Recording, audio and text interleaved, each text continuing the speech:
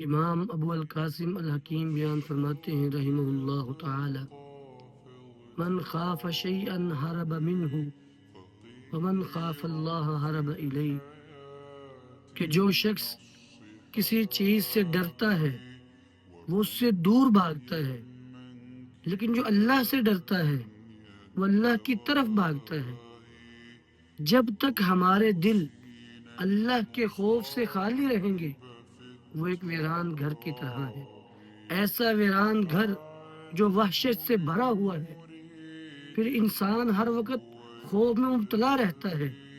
اس کو ہر چیز ستاتی ہے، کوئی مجھ سے آگے نہ بڑھ جائے،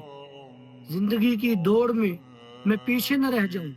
فلاں نے گاڑی لے لی، فلاں نے گھر لے لیا، فلاں نے یہ کچھ حاصل کر لیا، میں کچھ حاصل نہیں کر سکا۔